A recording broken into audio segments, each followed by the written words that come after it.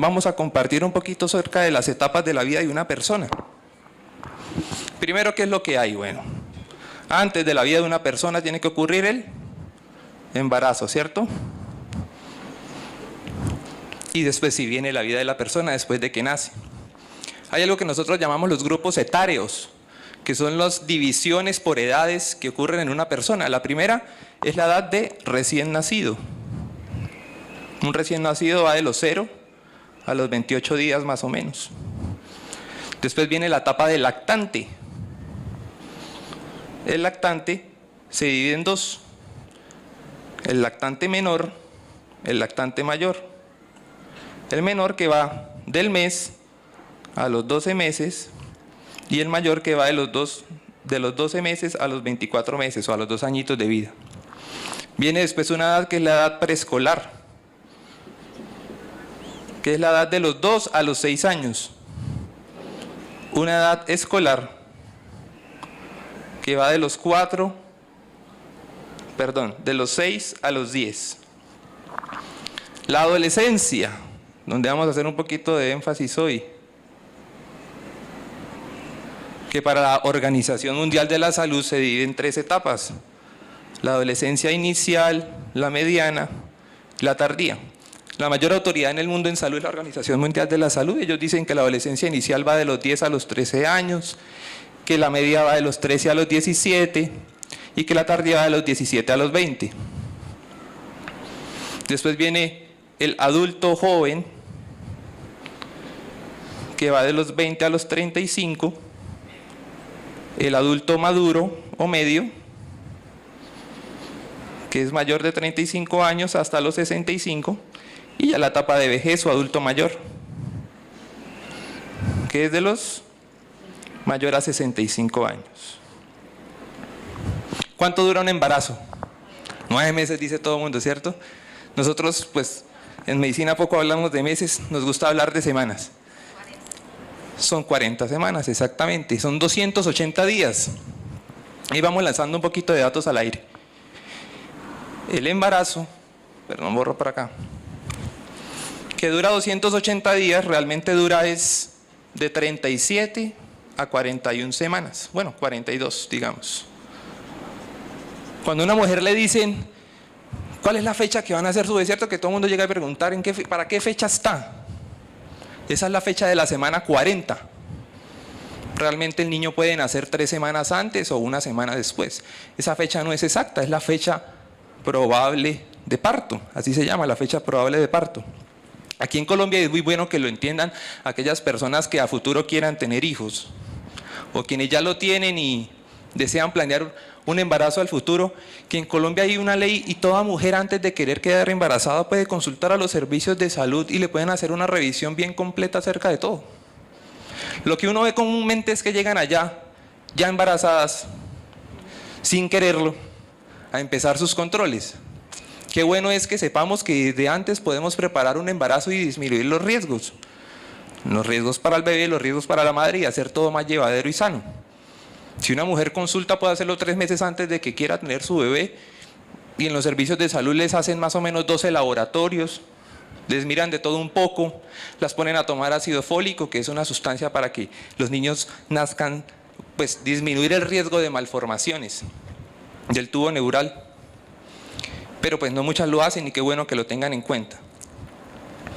Entonces, vamos a hablar un poquito así rapidito de cada una de esas semanas para después llegar de esas etapas de la vida para poder centrarnos en la que más nos concierne, que es la de la adolescencia. Pero antes que todo, vamos a hablar un poquito antes de llegar allá de las otras etapas. Recién nacido, niño de 0 a 28 días de vida. Es la etapa más vulnerable, tanto que hasta en la medicina existe una especialidad solo para esos niños de 0 a 28 días, que es la neonatología. Son médicos que estudiaron medicina general, después hicieron pediatría y después estudiaron neonatología, o que después de ser médicos generales decidieron ser neonatólogos. Cerca de 12 años de experiencia encima solo para tratar bebés de 0 a 28 días, porque es una etapa bien compleja. Es una etapa bien delicada y donde más se pueden complicar porque pues los niños apenas están empezando a crecer. Aquí en Colombia, ¿recuerdan ustedes cuánto es el tiempo de la licencia de maternidad que le dan a una mamá después de que tiene su bebé? Son 18 semanas. Hace un poco esa ley ha cambiado. ¿Y el papá? Siguen siendo 8 días todavía. Tristemente. No es como en otros lugares o países de Europa donde les dan 6 meses, 1 año. A la mamá no, a los papás siempre poco. Les dan más por la cabeza. Entonces, el recién nacido de 0 a 28 días, de eso viene la etapa de lactante. Lactante menor hasta el año y lactante mayor hasta los 2 años. Lactante porque es cuando están lactando. ¿Cuánto es el tiempo que una mamá debe lactar un bebé? ¿Cuánto? 6 meses de lactancia exclusiva. Hermano, leche ni agua. Es que yo no sé por qué le encantan llegar allá al mes y llegan con un botellado de agua encima y el niño tiene sed. Y le echan manzanilla, le echan hierba, le echan...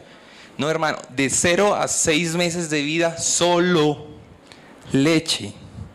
Agua de nada. El intestino de ese bebé no está preparado todavía para recibir ese tipo de cosas. Cuando hacen eso antes ya lo están ablactando.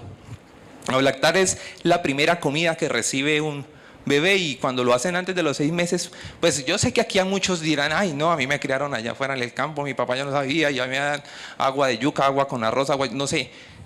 Es verdad, no se murieron, no pasó nada de eso, pero sí pudieron tal vez generar muchos problemas y cambios que después fueron algo incómodos para ese bebé. La lactancia materna exclusiva va hasta los 6 meses, y la complementaria, es decir, la que va acompañada de los otros alimentos, va hasta los mínimo 2 años. Mínimo 2 años. Un poquito más se puede, no pasa nada.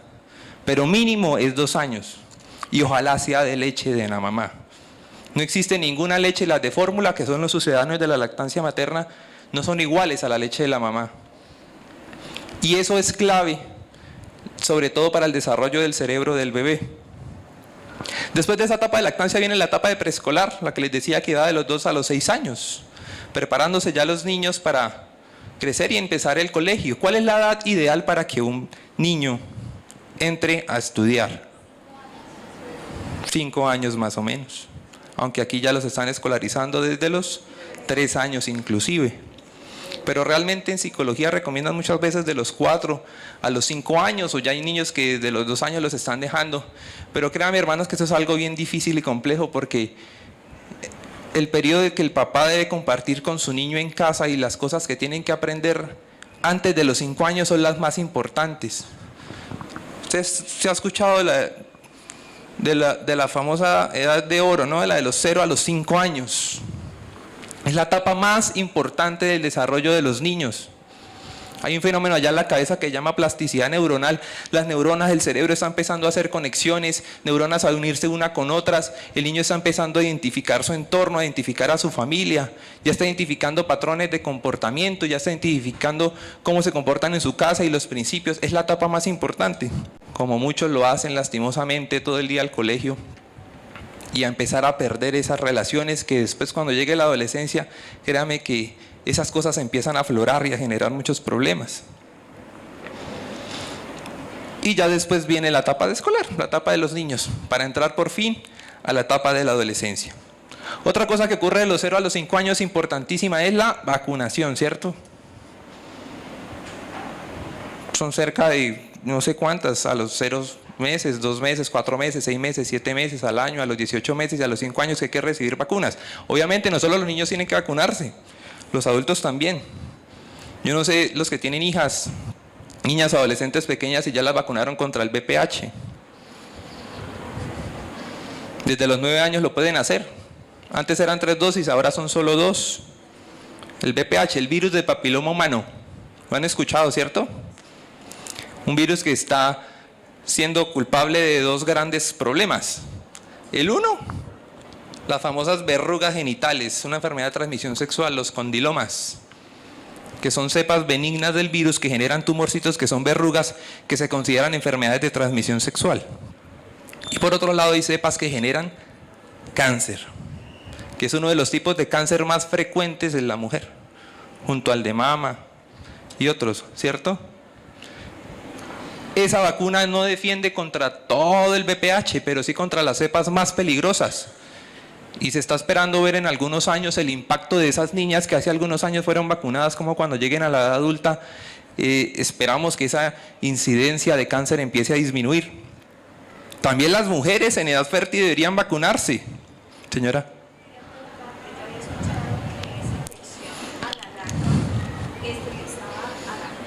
¿Esterilizaba a las niñas?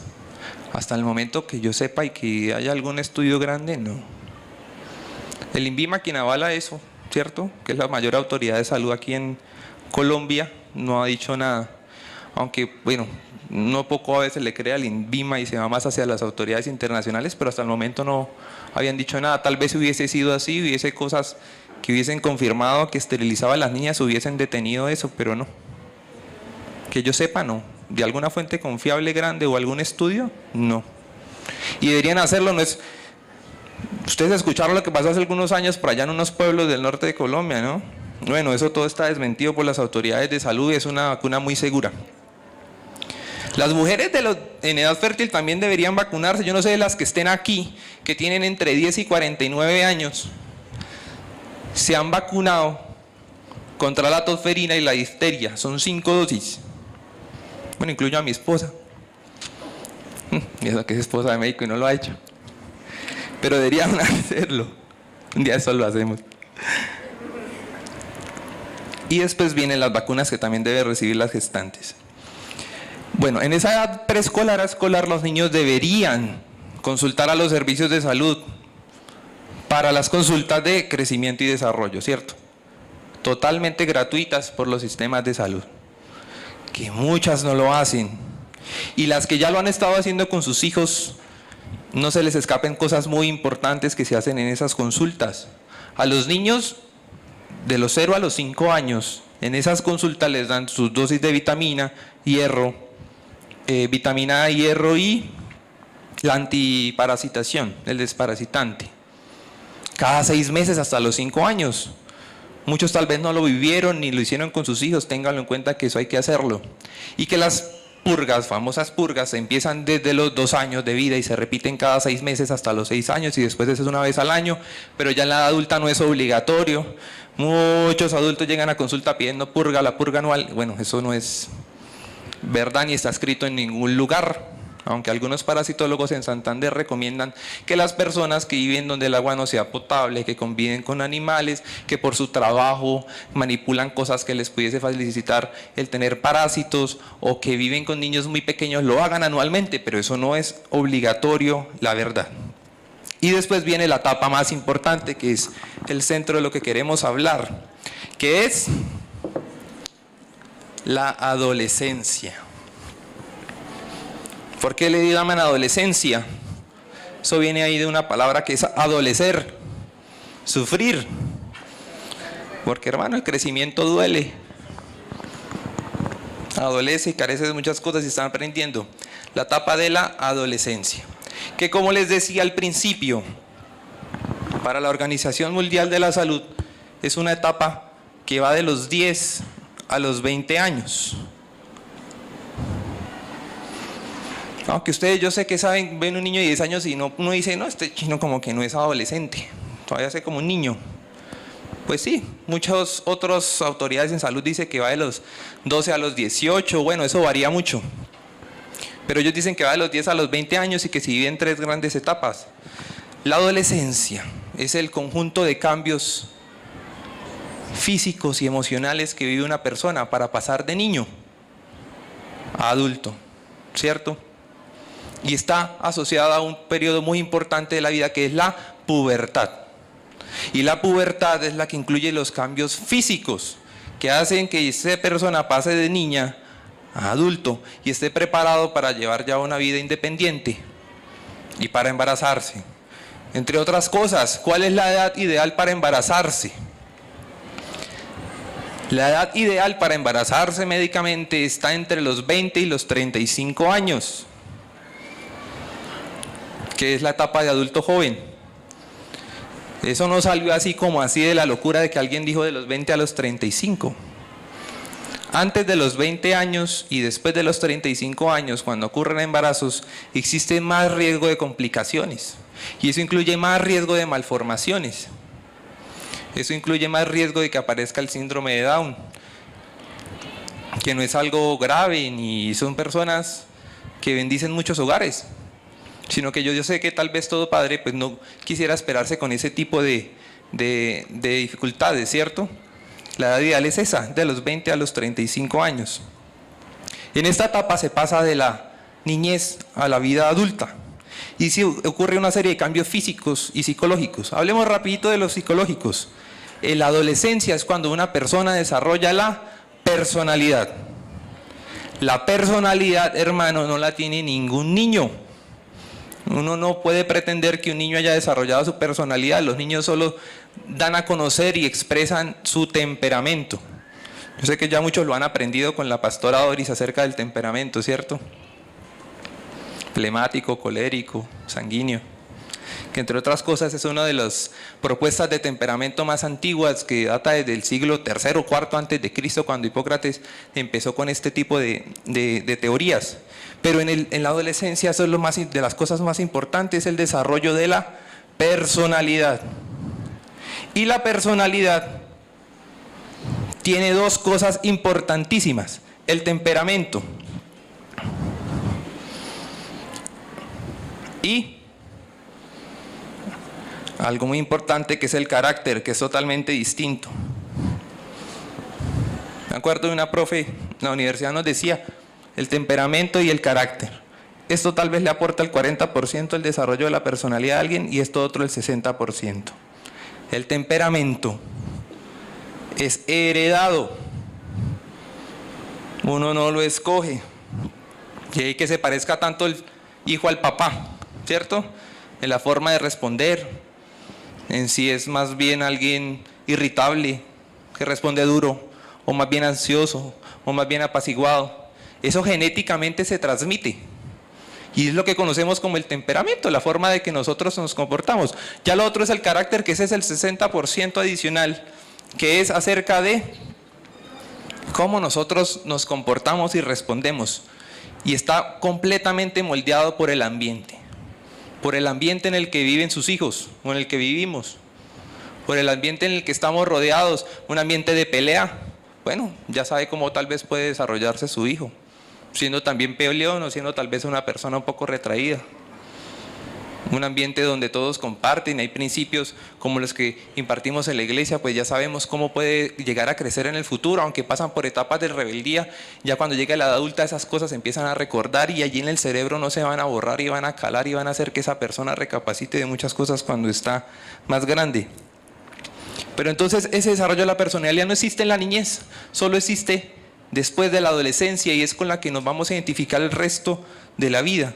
Y en la personalidad es donde empieza uno a desarrollar cómo responde a sus sentimientos, pensamientos, cómo son sus comportamientos. Pero esta personalidad es completamente diferente a otra cosa, que es la identidad. O sea,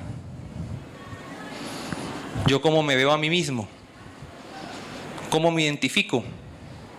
Donde la identidad más grande e importante que debemos inculcar y ver que se formen los hijos es la identidad de género, ¿cierto? Ahí ya se meten en un terreno un poquito más peligroso.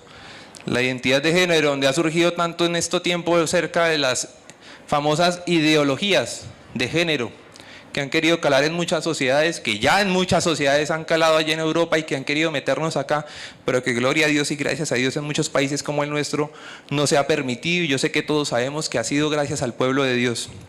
Esas cosas se ganan siempre en oración, porque créame, hermano, que detrás de eso está el diablo con toda.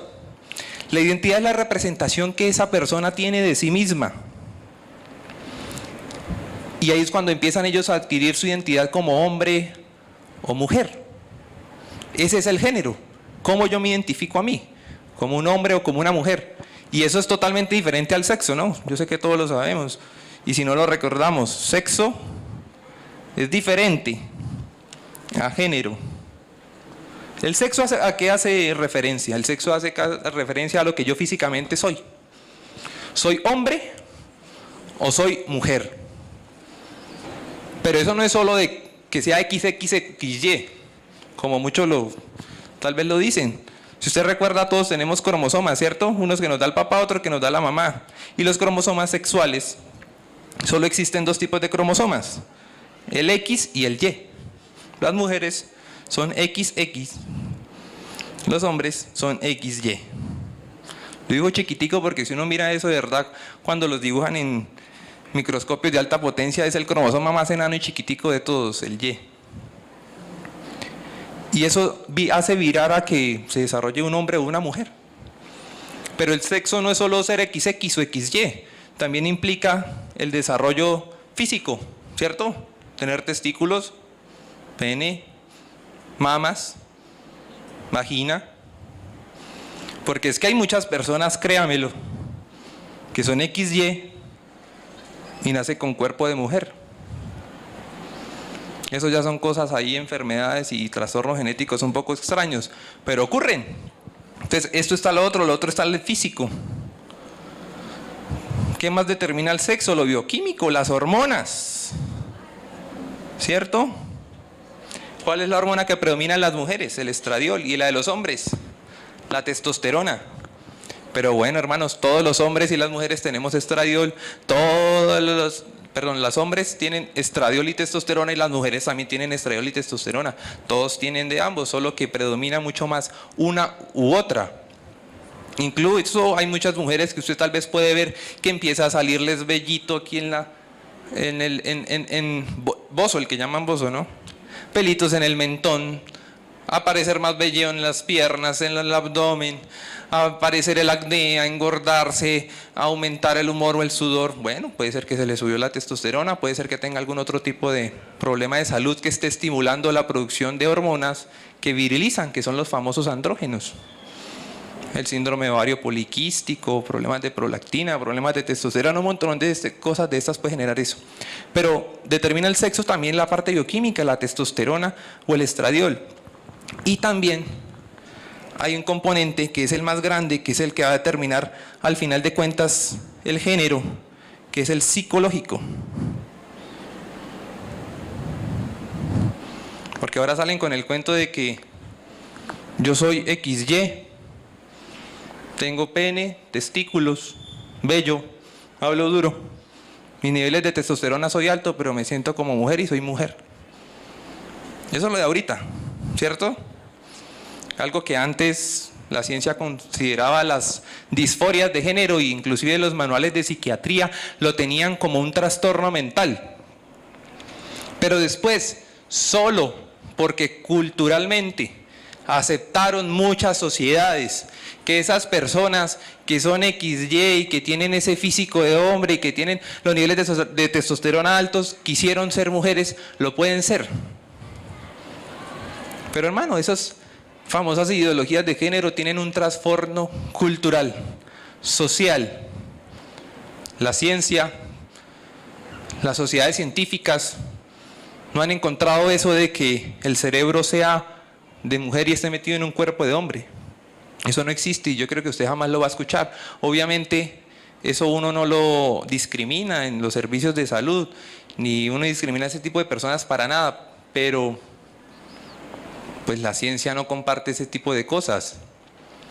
Las sociedades lo han hecho y eso es la corrupción, que usted sabe que cuando venga el día del juicio va a traer sus consecuencias.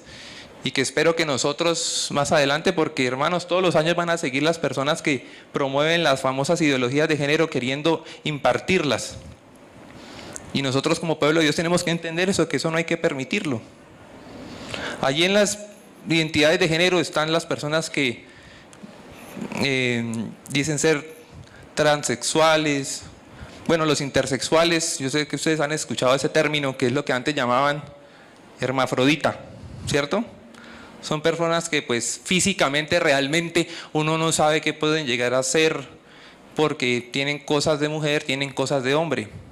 Entre otras cosas, pues les explico un poquito por qué. Cuando alguien está desarrollando sus genitales allá dentro de la barriga de la mamá, adentro de la barriga de la mamá hay, digamos, un bultico por acá. Si esa persona es XX, pues va a seguir desarrollando más adelante la vagina, el clítoris y todo se queda ahí. Si esa persona es XY, este Y enanito, porque como les digo es un cromosoma bien chiquitico, casi que una de las únicas funciones que tiene es producir una famosa sustancia que se llama SRY, que llega aquí y hace que ese X, que quiere ser, volviéndose genital de mujer, vire a un genital de un hombre. Donde eso que eran los labios mayores no se vuelven labios mayores, sino un escroto. Y donde ese clítoris crece mucho más y termina volviéndose un pene. Entonces esas personas intersexuales a veces tienen problemas en ese tipo de desarrollo y terminan con unos genitales un poco ambiguos. Eso es lo que llaman ambigüedad sexual, uno no sabe qué puede llegar a ser o no.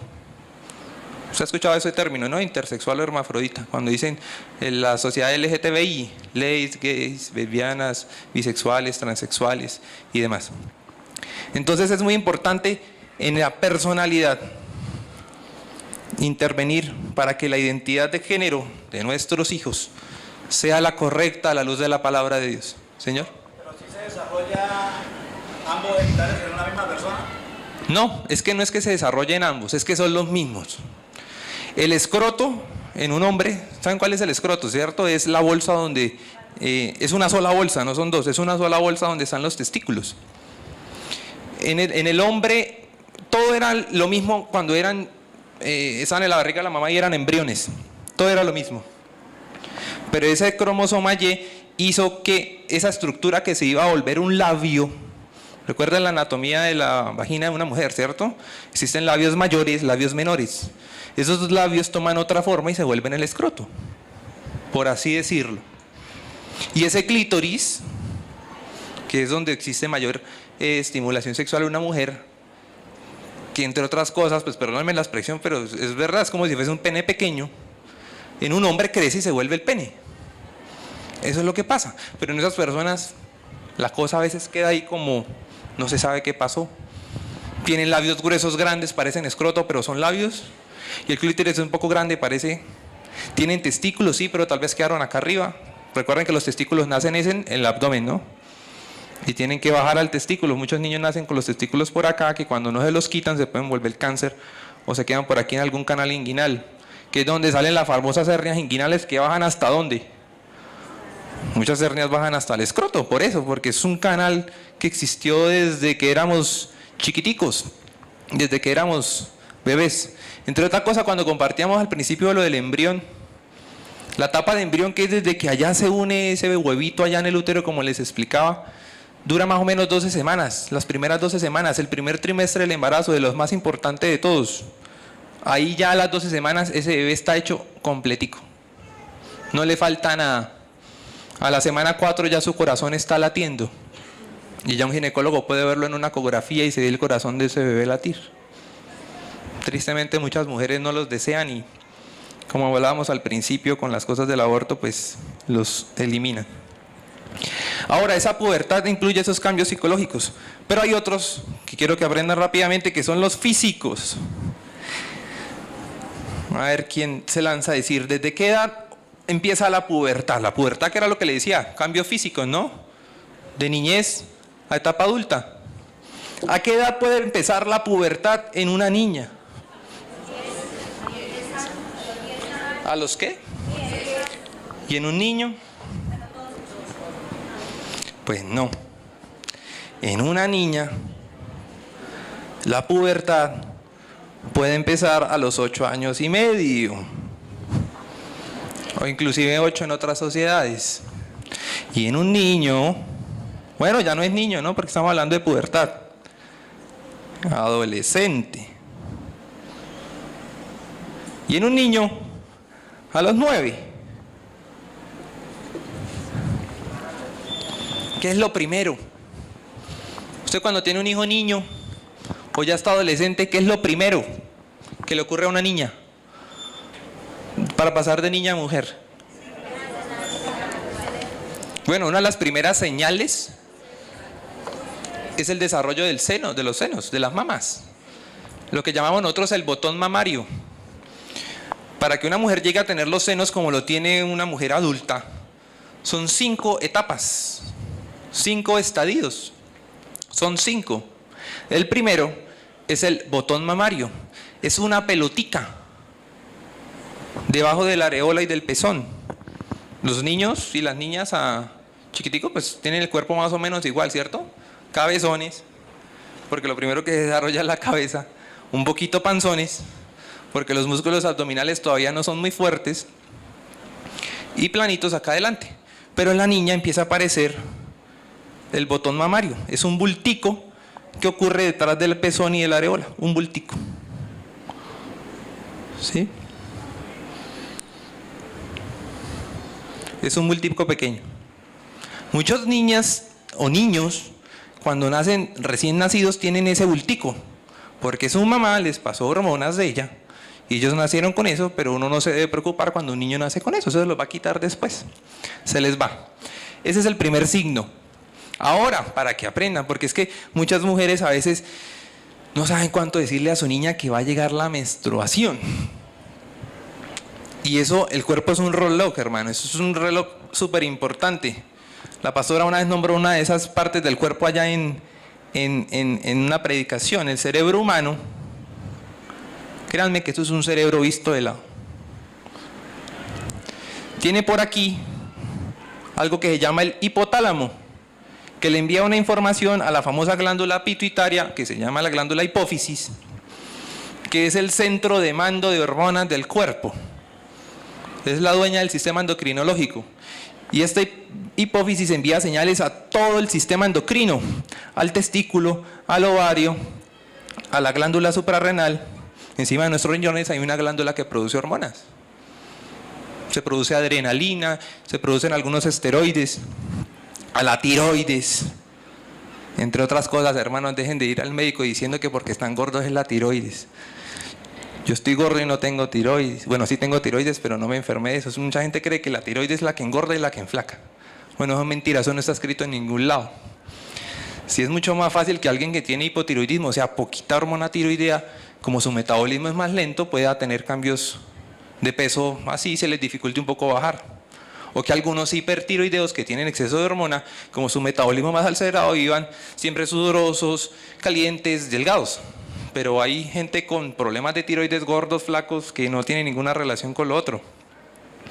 Entonces, este sistema se empieza a desarrollar como un relojito a esa edad que les decía, 8:30, 9. No pasa nada, 8:30 es una edad, no es que a las 8:30 ahora todas las niñas tengan que estar desarrolladas, no. Pueden ser a los 9, a los 10. Uno puede esperar a una niña hasta los 12 años y no pasa nada. En un niño es más tarde, ¿no? Los niños se desarrollan más tarde que las mujeres. Hasta 2 años pueden entender más de tarde, por eso en sexto, séptimo es muy común ver niñas grandes con su cuerpecito formado y niños aún. Y eso también viene aquí en la cabeza, un poco más inmaduro, ¿no? Ya las niñas son un poquito, ay, les fastidia todo lo que ellos hacen y ellos siguen corriendo como locos. Eso es normal. Entonces ese sistema de hormonas empieza a actuar desde esa época. Y en las niñas aquí en el ovario produce estradiol y en los hombres la testosterona. Entonces eso hace que se desarrolle el seno. Más o menos después de que a la niña revísenla, entablan una buena conversación con sus hijos para que les cuenten esas cosas. Cuando aparece el botoncito mamario, en promedio 2 años después llega la menstruación. Para que estén listos. Para que estén preparados de cuándo va a llegar y no les llegue de sorpresa. ¿Sí? La menstruación llega más o menos 2 años después.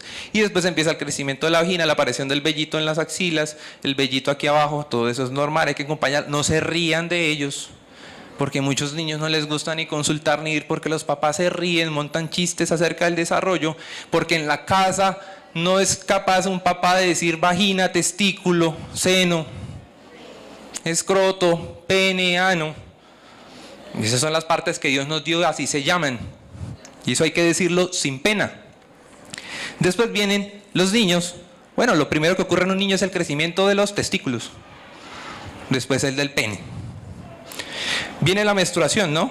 La menstruación que dura más o menos de 21 a 35 días. Cada 21 a 35 días llega, puede durar de 2 a 7 días.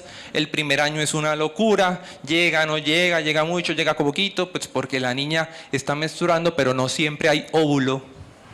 Y si no hay óvulo, pues esa menstruación se vuelve una locura porque el óvulo, recuerda que la menstruación es cada mes en una mujer, ¿no? menstrua, a los 14 días más o menos ovula, preparándose para un embarazo, no ocurre un embarazo, ese óvulo se degrada y produce unas sustancias que ayudan a que menstrue y a que ese útero que se estaba preparando para recibir un bebé, como no lo recibió, bota todo eso que preparó, que es la menstruación. Entonces, como no hay óvulo siempre en las niñas, no están ovulando siempre, pues vienen las irregularidades menstruales. Y en un niño empieza entonces el crecimiento de testículos, penes y después aparece el vellito. Eso es normal, cambia la voz. Las mujeres, que entre otras cosas, no me lo tomen a mal, pero las mujeres tienen más grasa que los hombres. Unos mucho más que otros, yo sé, pero pues... Bueno, muchos hombres si tenemos más grasa ya no es biológicamente, sino porque pues uno descuidó tal vez su alimentación, su físico y otras cosas, pero realmente las mujeres tienen más composición de grasa, porque en sus senos acumulan grasa, porque en su cola acumulan grasa, porque en sus caderas acumulan grasa, y todo eso es normal. Y también viene otra etapa, no solo los cambios físicos, la del crecimiento. Muchos llegan, mi niño se va a quedar pequeño, se va a quedar enano. Bueno, lo primero que tiene que entender, hermano, es, primero mire usted cuánto mide. No pretenda tener un Kobe Bryant de 1,80 si usted mide 1,50. Esa es la famosa talla genética. Uno puede más o menos predecir cuánto puede medir un niño, sí. Uno hace una fórmula sencilla, la talla del papá más la talla de la mamá, la divide en 2. Si es una niña le puede restar 7 centímetros, o a un niño le suma 7, y esa es más o menos la talla que puede llegar a alcanzar su niño. Para eso hay tablas, por eso es que es bueno que lleven a sus niños en la adolescencia, entre esa edad, de los 10 a los 20 años, una vez al año al médico a que los revise y les diga cómo va todo. Eso se hace y se puede hacer, y es gratis. Porque eso es de promoción y prevención. Háganlo. Yo sé que muchos no lo hacen por miedo o pena, pero háganlo. Y viene la etapa de crecimiento. En las niñas más o menos el crecimiento viene a los 12 años, en los hombres a los 14. Y es una etapa donde usted ve que si usted no ve a su sobrino hasta el otro año ya lo vio 10 centímetros más alto. Eso es verdad, eso ocurre. Los niños crecen así, es una etapa de crecimiento pequeñita y después viene un estirón grandote. Son 2 estirones que se pegan. Primero crecen las niñas, después crecen los hombres. Y ahí dentro del desarrollo ocurren otro montón de cosas y de cambios, ¿no?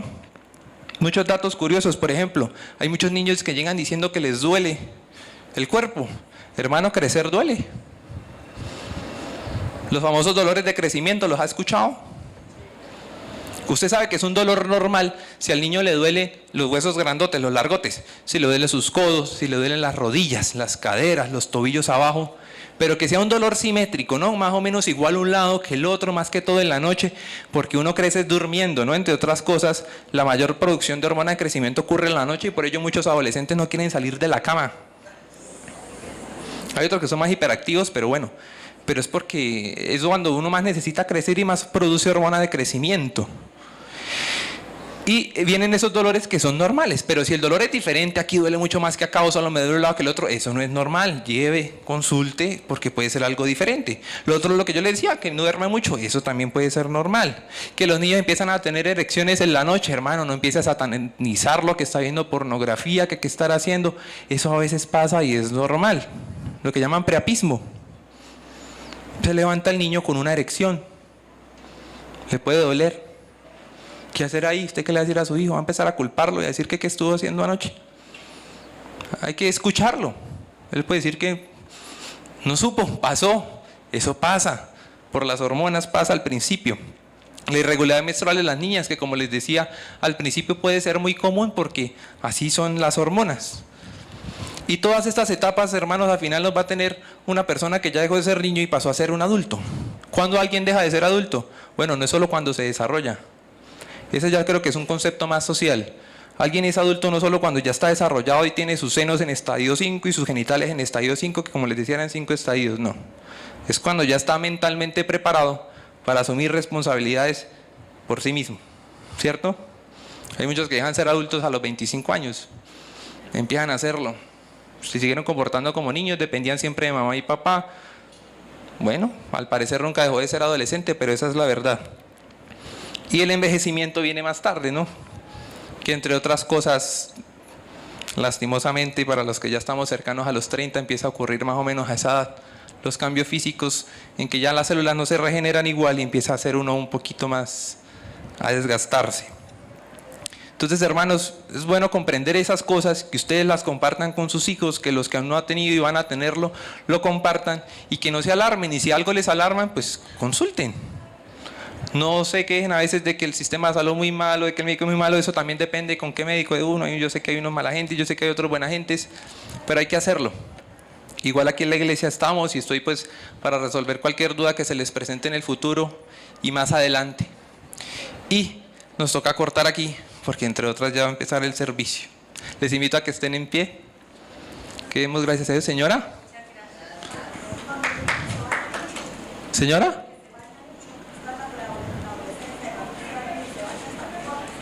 ¿Pero por qué? Pues eso no es que sea un comportamiento normal. No sé si es que tal vez quiera verse más limpio, pulido para... Esa es una opción. Hay que preguntar, porque hay que preguntar si es porque siente mucho calor. Pero así que habría que ver. Porque si está sintiendo mucho calor, habría que ver si es algo hormonal o si no es hormonal o es algo más psicológico, pero las causas son múltiples. Ahí sí toca individualizar y ver esa persona específicamente qué tipo de cosa tiene. Vamos a orar, a darle gracias a Dios por este tiempo y espero que en el futuro se puedan presentar muchos más y que podamos seguir aquí todos aprendiendo un poquito. Y espero que hayan aprendido un poco. Padre Celestial, en el nombre de Cristo Jesús te damos gracias, Señor, por la oportunidad que nos regalas de estar en este lugar y de compartir estas hermosas, Señor Jesús, lecciones de vida con cada uno de nuestros hermanos. Te ruego, Padre Celestial, que estas lecciones calen en nuestra vida, nos permita ser replicadores de las mismas y a saber interpretar toda la información. Hoy te damos toda gloria, honra y honor por lo vivido y bendecimos tu nombre por sobre todas las cosas. Te damos gracias, Señor, en el nombre de Jesús.